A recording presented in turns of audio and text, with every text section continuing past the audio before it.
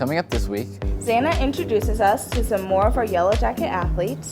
we get a look at how students are helping other people around the world. And Brody covers one of the most talked about viruses. It's Friday, March 6th, and the buzz starts right now.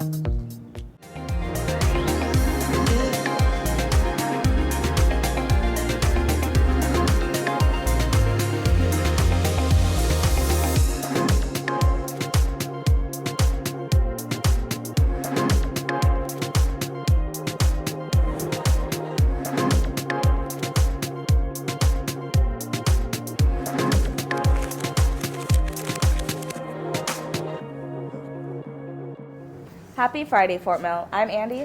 And I'm Adam. Don't forget to set your clocks an hour ahead this weekend to spring forward for daylight savings time. And our Jacket athletes are springing into another successful week. Here's Xana at the sports desk to talk about the scores and updates. Thanks, guys. It was a very jam-packed week for our Jacket athletics as they took down other teams. I'm Xana, and this is The Buzz Sports. Again on the track.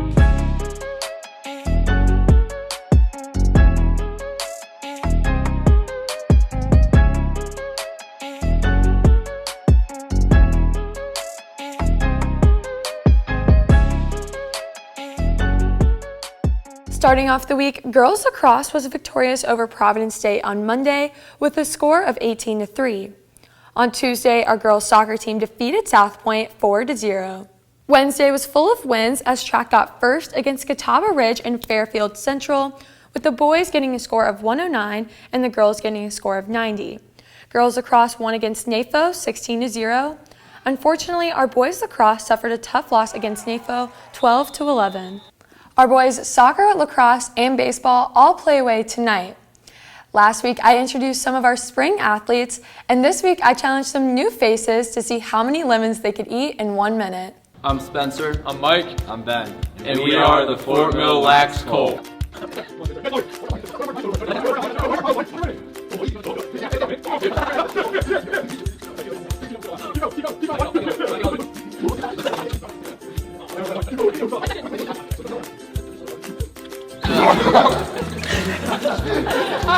Hi, I'm Logan. And I'm Grayson. And we run track.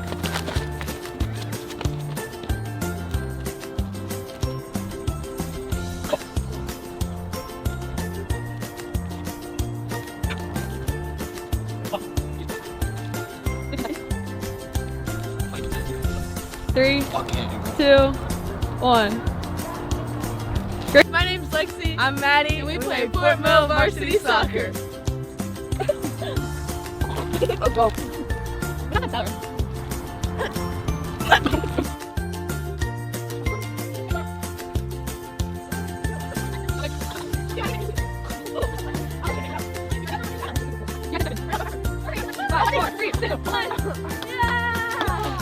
I'm Jack. And I'm Braden. And we are a part of the Fort Mill varsity boys soccer team.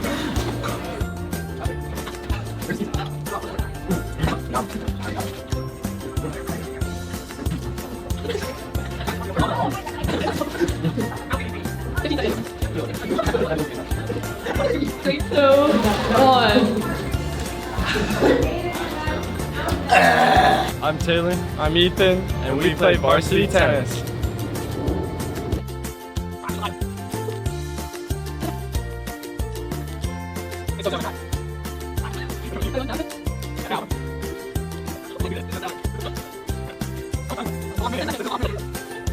Four, three, two, one.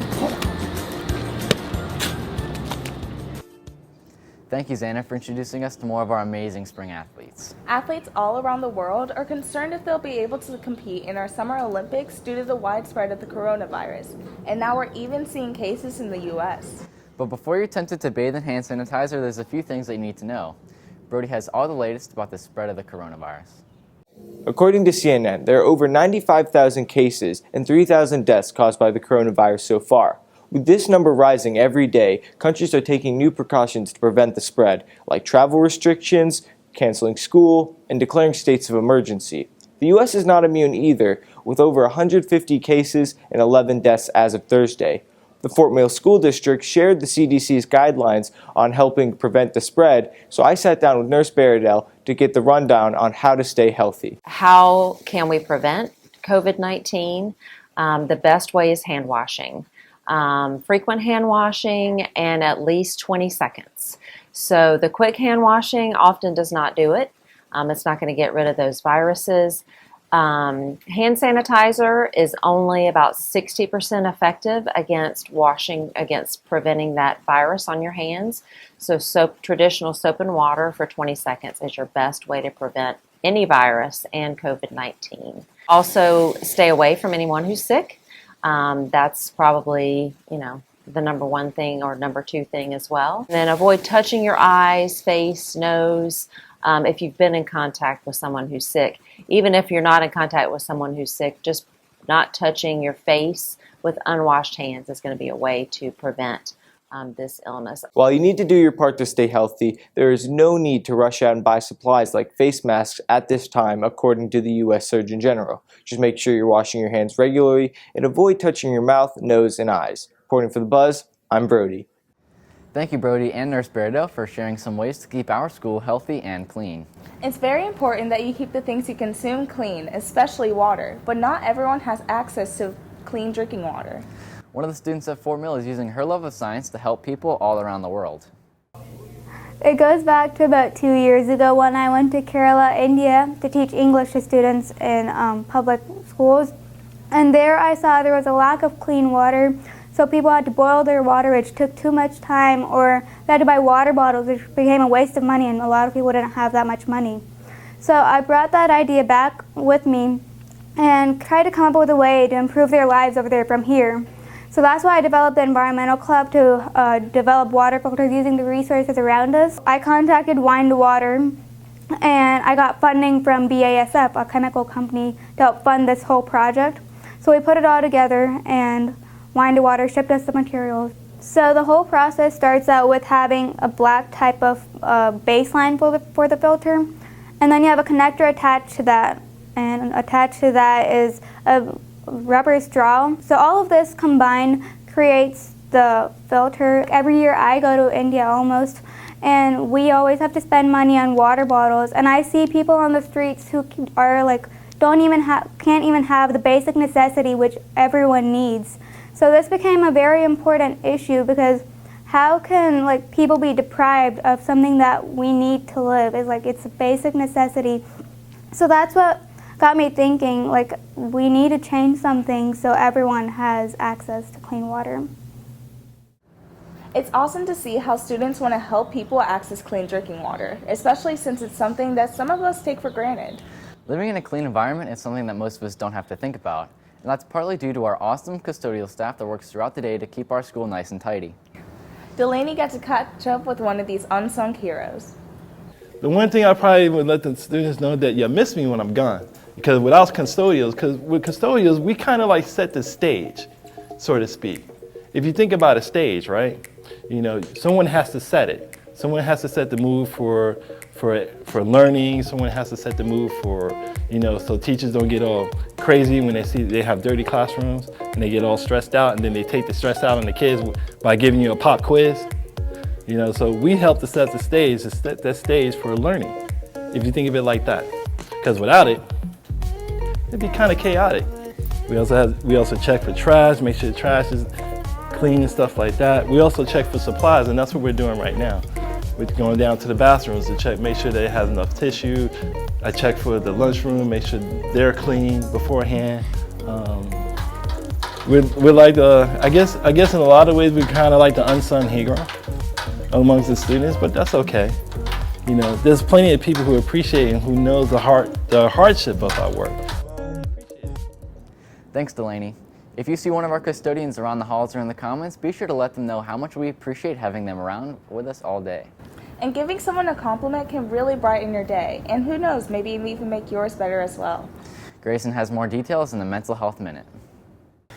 According to the National Alliance on Mental Illness, 1 in 6 American children aged 6 to 17 experience a mental health disorder each year.